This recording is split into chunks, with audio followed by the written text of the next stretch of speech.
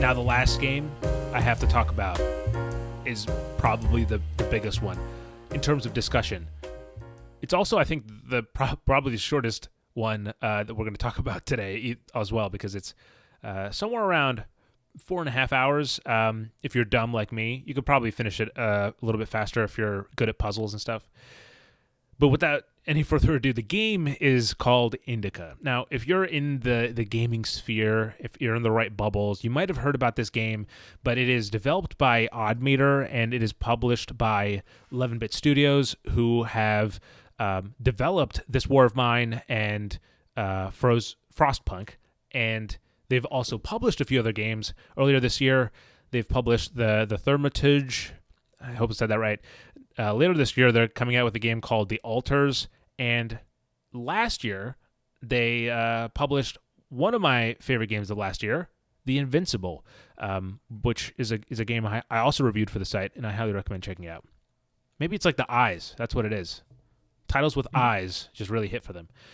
But anyway, INDIKA, if you're here just to see, hey, like, is INDIKA worth it? If you're like, that's all you're here for, yes, it is absolutely worth it, and I recommend you go play the game and then come back and indulge in this conversation, because I'm not going to get into like spoilers or anything. I have my rough draft of my review pulled up just so I can kind of occasionally cite it here and there, but there's nothing, I don't go into any real big spoilers, but I do mention some areas and themes and stuff that you might enjoy if you just kind of go in completely blind.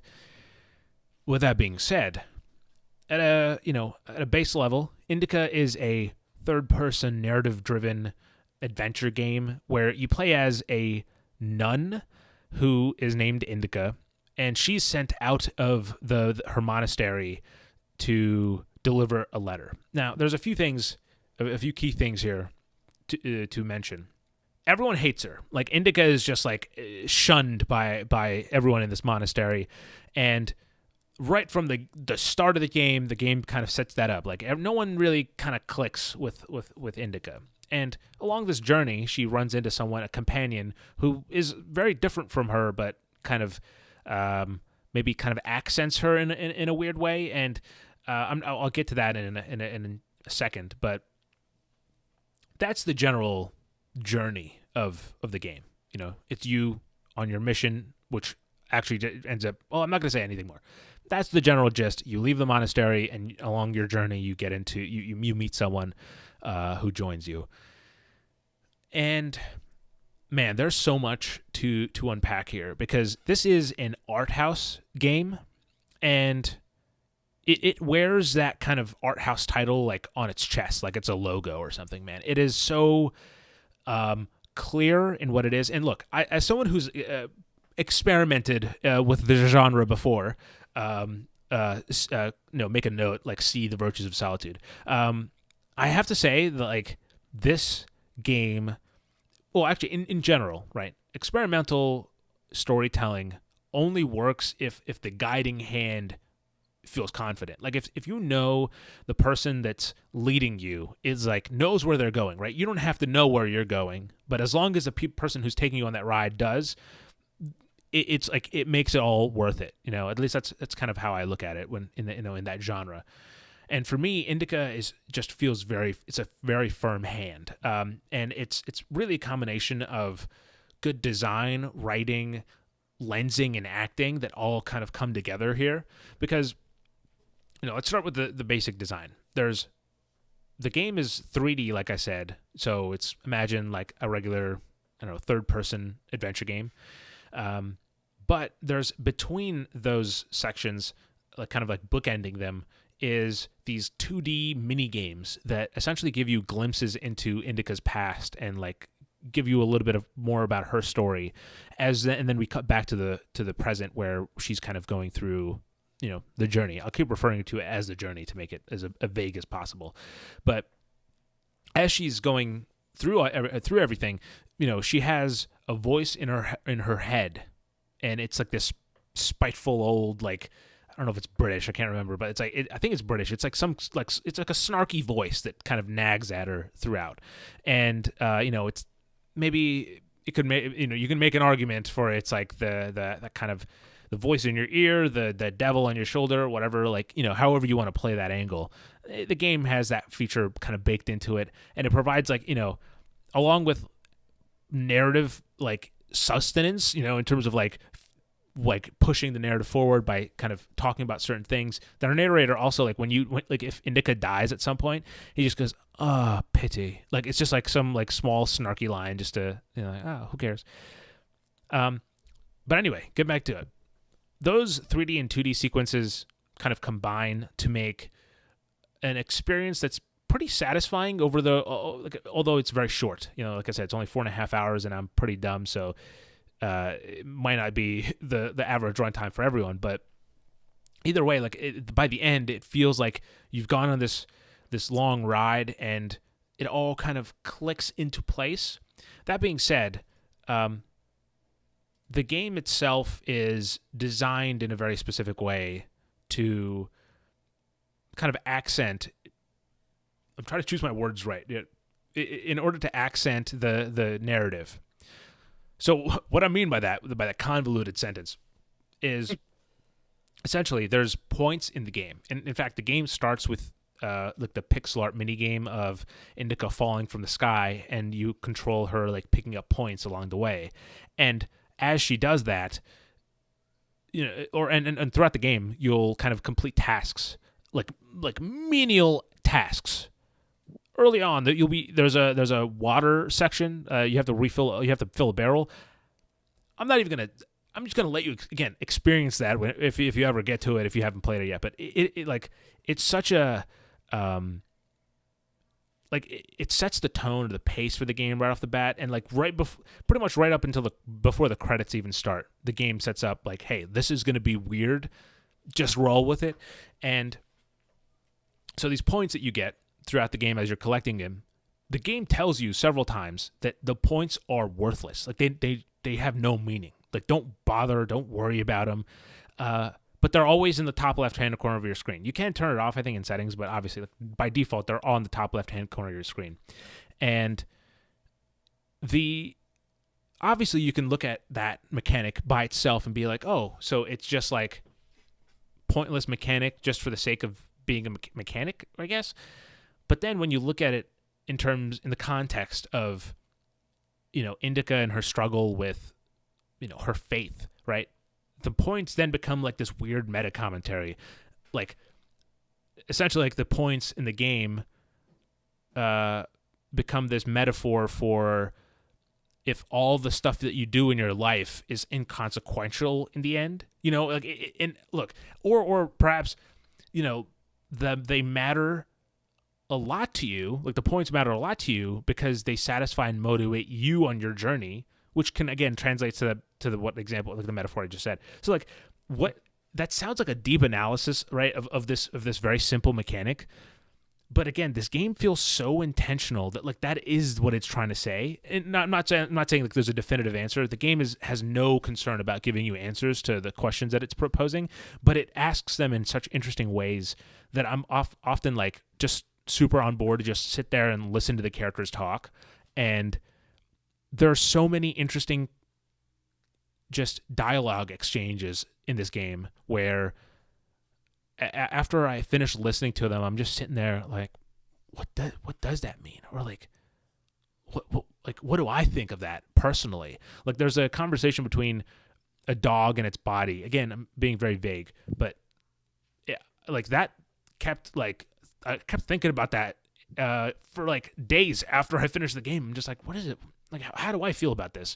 And, like, Indika asks herself some very kind of serious questions. She goes on these very specific tirades.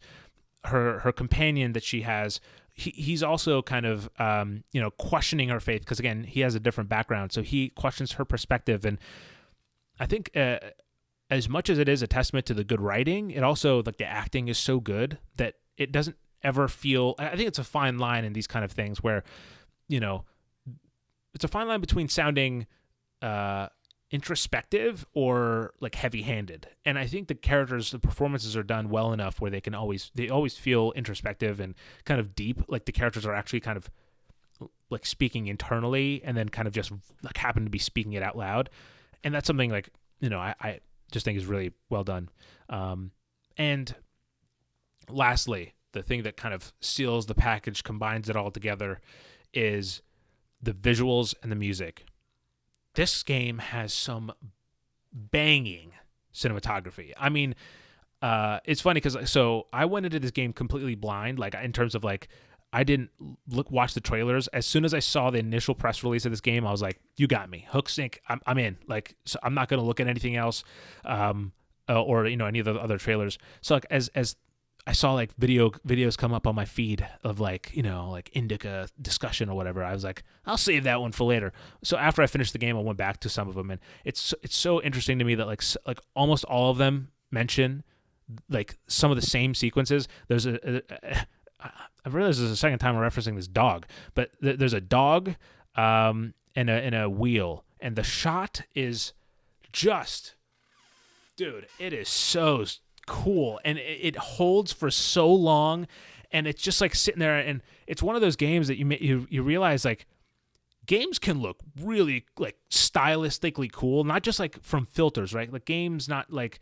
just applying a visual filter. It's like some of the shots look like they're shot on GoPros, like with wide lenses, and other shots are like mounted on objects or things really weirdly, so like adds like a weird perspective. If you sit on a bench in the game, it cycles through these cinematics of like your area, and it's like every shot is like framed fucking awesome. Like it's so cool.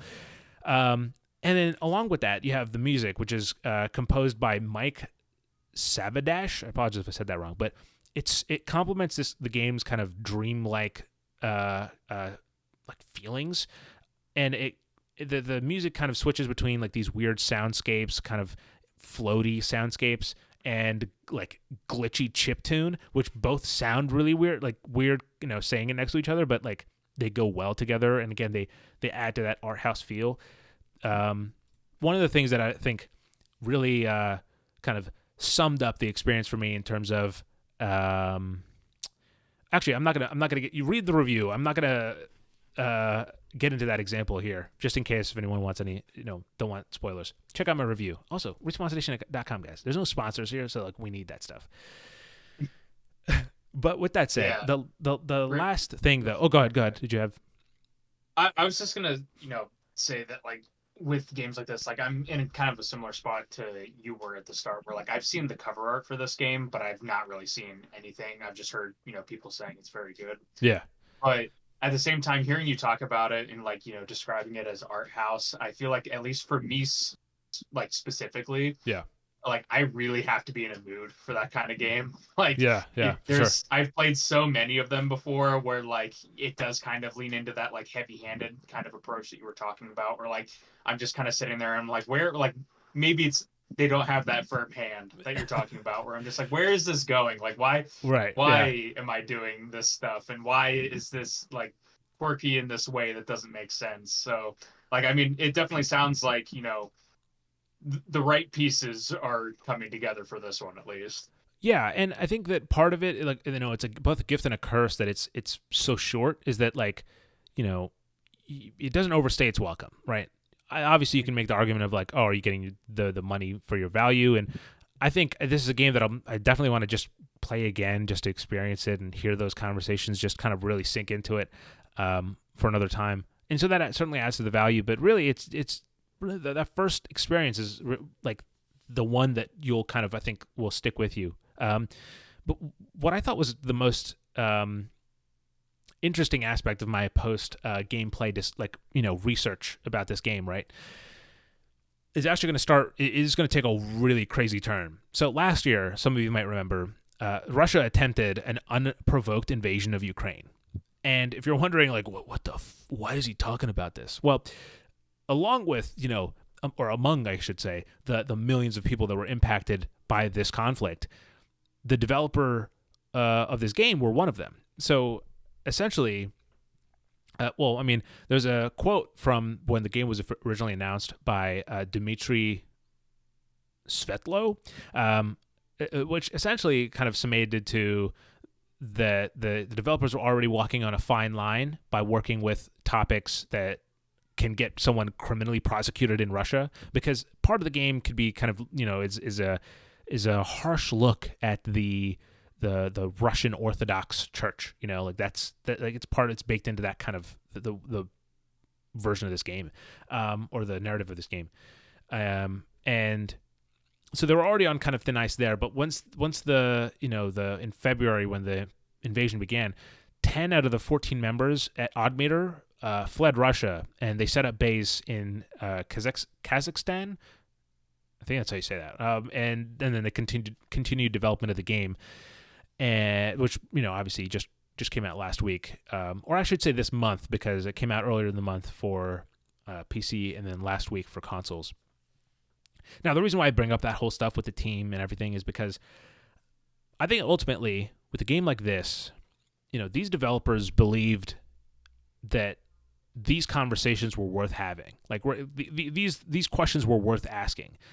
And like I said, the game doesn't go out of its way to answer those for you. It asks so many questions that even I was playing it, and just the things that were kicking around in my head from the experience, it asks you to do the hard work after it's done, right? That's ultimately what it's doing. But at the same time, I do think that it is a game that is worth hearing out just for like one playthrough, just to like give it a go, see what it has to say. And if it bounces, if it goes in one ear and out the other, then oh well. But you might find that at least one of the ideas it has, one of the questions it poses, will just kind of worm their way into your brain, and who knows what can come from that. But bottom line, I like the game. I actually loved it, and I would recommend it. But obviously, like if you're someone like Nick as well, who has to have that moment, like it's okay, and like getting to it when you can. But it's definitely one that if you are ever in the mood for that kind of a little bit more left field, but just a game you can really think about, then definitely check out INDIKA.